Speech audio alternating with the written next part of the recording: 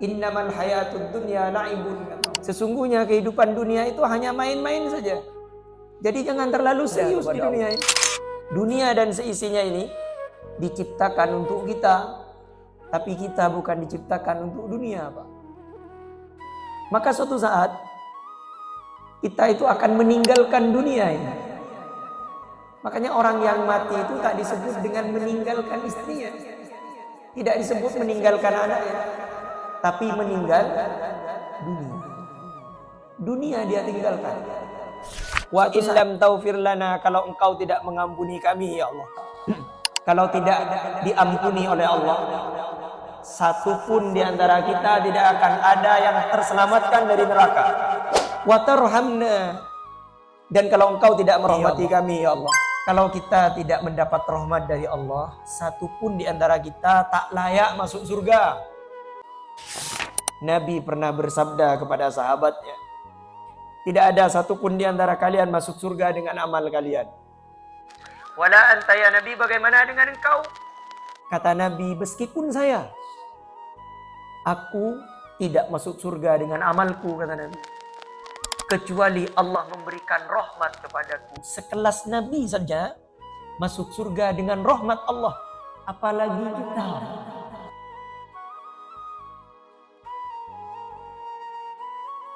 Ketika Nabi Adam diusir dari surga itu, Allah kisahkan di surah Al-Baqarah, dimulai dari ayat yang ke-36. Fa'azallahuma syaitanu anha fa'akhrajahuma mimma kana fi. Kata Allah, ketika setan itu menggelincirkan keduanya, maka Nabi Adam diusir dari surga. Jadi kita harus ingat, kalau kita ini penduduk surga sebenarnya. Jadi kita harus ingat, kalau saudara kita itu yang melakukan salah menurut kita, dia aslinya dari surga. Calon menjadi manusia, kita ini semuanya, itu dulu ada di Nabi Adam. Sel kita itu dulu ada di Nabi Adam. Jadi kita pernah ada di surga, cuman masih belum bentuk manusia. Jadi kita ini aslinya adalah penduduk surga yang sedang main-main di dunia.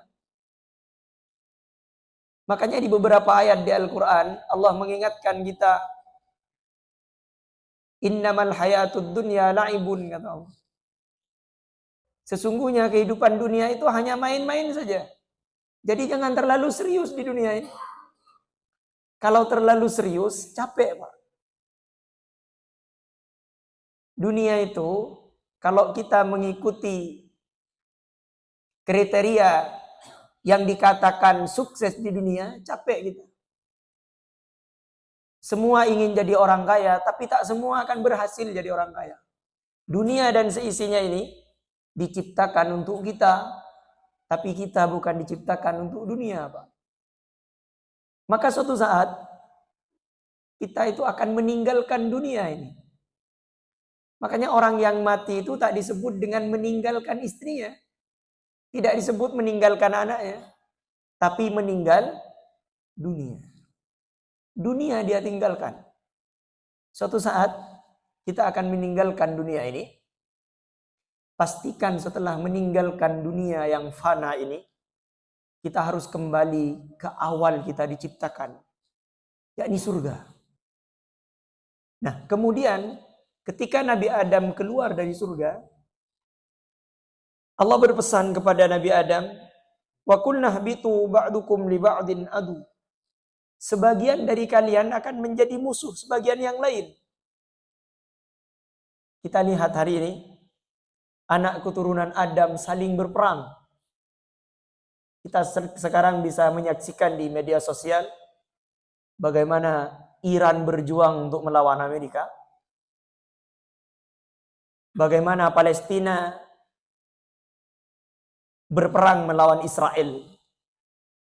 Kalau kita berpikir, Israel itu bangsa Israel, bangsa Amerika, Palestina, dan juga Iran. itu sama anak keturunan Adam.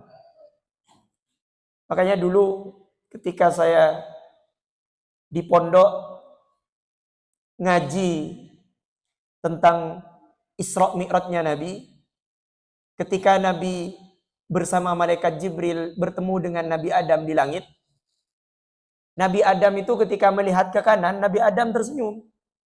Ketika melihat ke kiri, Nabi Adam menangis. Nabi bertanya kepada Jibril, "Ma huwa ya Jibril?" Siapa dia Jibril? Oleh Jibril dijawab, dia adalah bapak manusia, Adam. Kenapa kok ketika melihat ke kanan dia tersenyum? Kenapa ketika melihat ke kiri kok menangis? Ketika melihat ke kanan, Allah tampakkan anak keturunannya yang soleh. Bangga bagaimana melihat anak keturunannya akan kembali ke surga yang pernah ditempati oleh Nabi Adam. Bagaimana ketika kita melihat anak kita rajin ibadah, Pak. Rajin ngaji, rajin sholat, ya. Sekolahnya rajin, berprestasi. Bangga kita.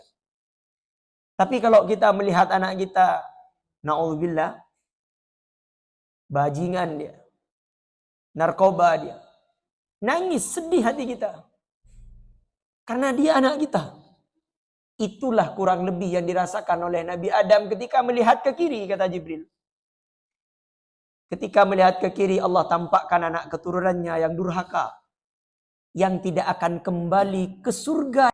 Jadi, insya Allah kita ini yang hadir di tempat ini, Nabi Adam tersenyum melihat kita. Karena kita adalah hamba-hamba Allah yang mengikuti petunjuk yang telah diturunkan kepada Adam itu. Maka kita berdoa semoga Allah tidak menggelincirkan kita ke jurang kebinasaan, yakni dari kemaksiatan. Maka hadirin rahimani wa rahimakumullah. Tapi Allah berpesan kepada Nabi Adam, walakum fil ardi, kata Allah. Adam, di sini Pak, ini bagi yang sudah belajar bahasa Arab, yang mondok atau yang tidak mondok tapi belajar bahasa Arab. Indahnya Al-Quran, yang diusir dua orang, Adam dan Hawa. Adam dan Hawa. Tapi kalimatnya bukan walakuma. Kalau dalam bahasa Arab, kamu laki-laki itu ka, kamu perempuan ki. Kalau dua orang kuma, di sini kalimatnya tidak ka, tidak ki, tidak kuma, tapi walakum, kalian semua. Ini menegaskan bukan hanya Nabi Adam, tapi anak keturunannya juga. Fil ardi mustaqarrun wa mata'un ilahin, kata Allah. Tidak akan lama di bumi ini. Suatu saat kita akan meninggalkan dunia ini. Sekarang kita di atas tanah, Pak. Sebentar lagi, tidak lama lagi, kita akan berada di bawah tanah. Kita saksikan sendiri, kita antarkan orangnya. Allahumma yarham, Allahumma firlahu, semoga Allah merahmatinya dan mengampuni dosanya. Ketua takmir sebelum Dr. Kris ini, Pak Evi, kita duduk bersama beliau. Hari ini beliau sudah kita antarkan. Suatu saat kita yang akan disolatkan di depan, harus siap. Karena itu sudah fitrah kehidupan. Dan Allah jadikan kita tidak selamanya di dunia ini. Kemudian Nabi Adam ketika sudah diusir dari surga, Nabi Adam berdoa yang sudah pernah saya sampaikan di kultum subuh di bulan puasa. Nabi Adam berkata, Rabbana zalamna anfusana wa illam taghfir lana wa tarhamna lanakunanna minal khasirin. Imam Ibnu Katsir dalam tafsirnya meriwayatkan, Nabi Adam berdoa itu lama sekali. Sebagian tafsir Israiliyat menyebutkan lamanya itu 40 tahun berdoa kepada Allah. Rabbana zalamna anfusana wa illam taghfir lana wa tarhamna lanakunanna minal khasirin. Kemudian oleh Allah dijawab, fatalaqa Adamu mir rabbih. Kemudian Adam menerima beberapa kalimat dari Allah untuk bertaubat. Innahu huwat tawwabur rahim. Allah menerima taubatnya. Saya ulas singkat dari doa ini. Sebenarnya sudah saya paparkan di Ramadan. Di kalimat Rabbana, wahai Tuhan kami.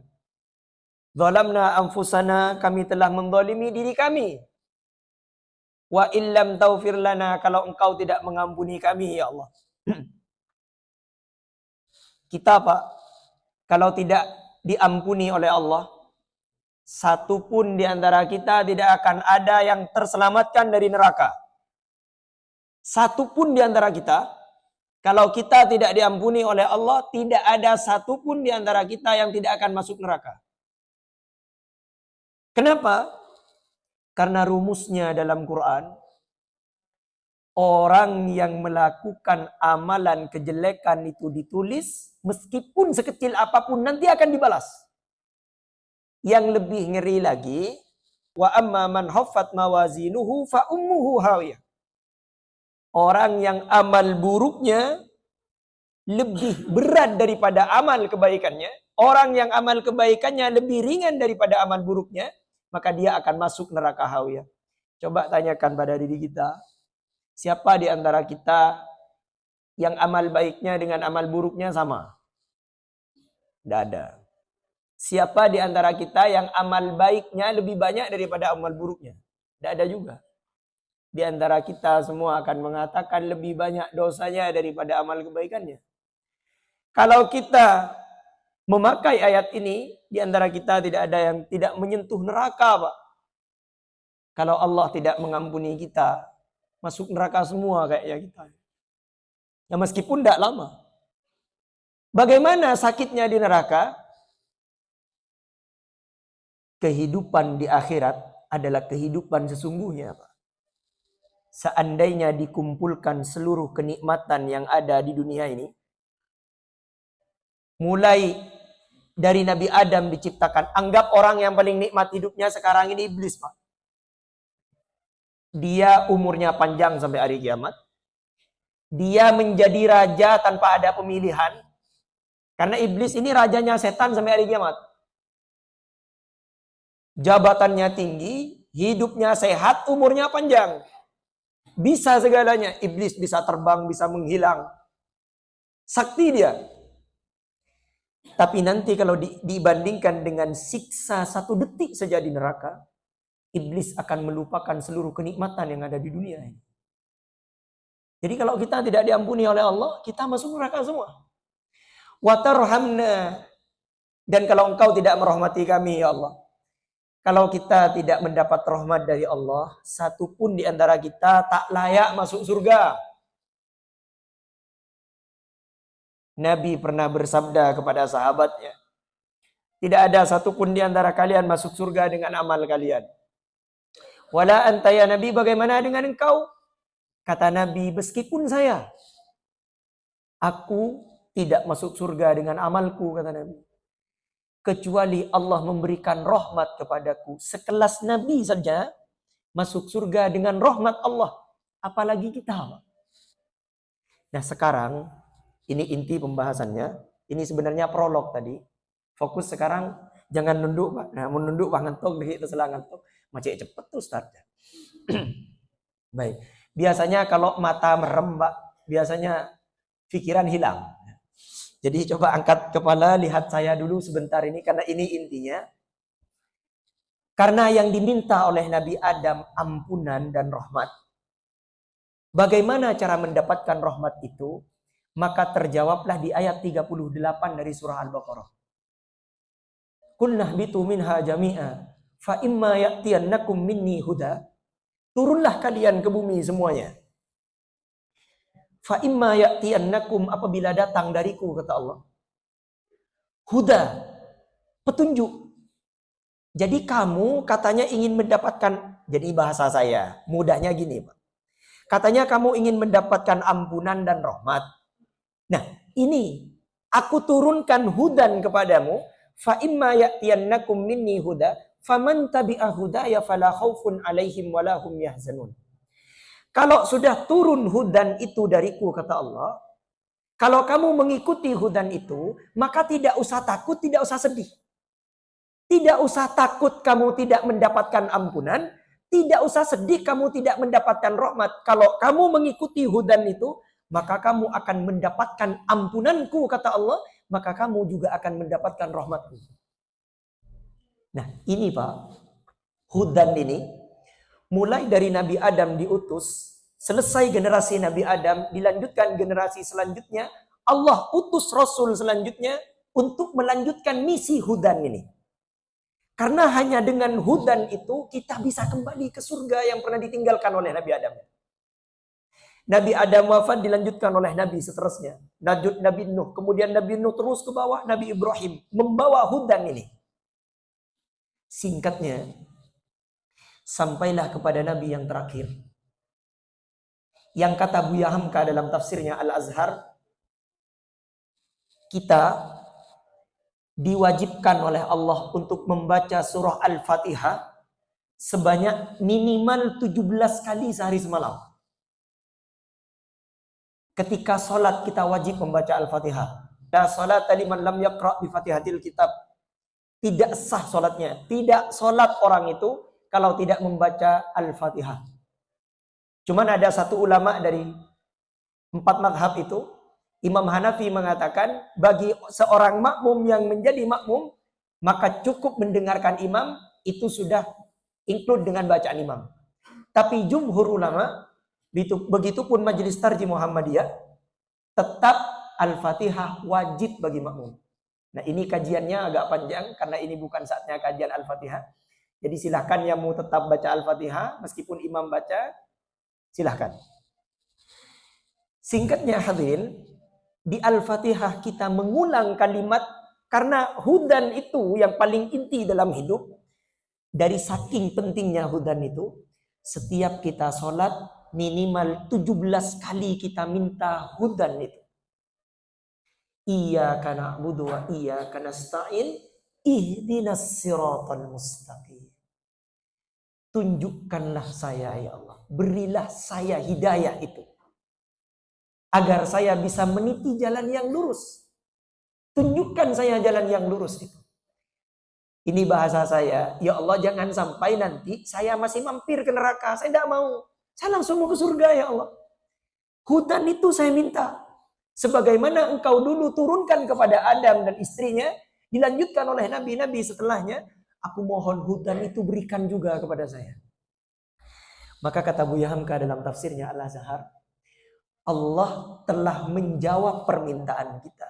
Yang kita harapkan Allah kabulkan dengan diturunkannya surah Al-Baqarah itu. Alif Lam Mim. Dzalikal kitabu la raiba fi. Ini adalah pedoman kitab yang tidak ada keraguan di dalamnya. Hudan lil muttaqin. Ketemu sudah Pak. Ini sudah. Kamu minta hudan, aku turunkan hudan itu. Kalau kamu nanti menuntut untuk masuk ke surga itu, maka kamu harus lewat kitab ini.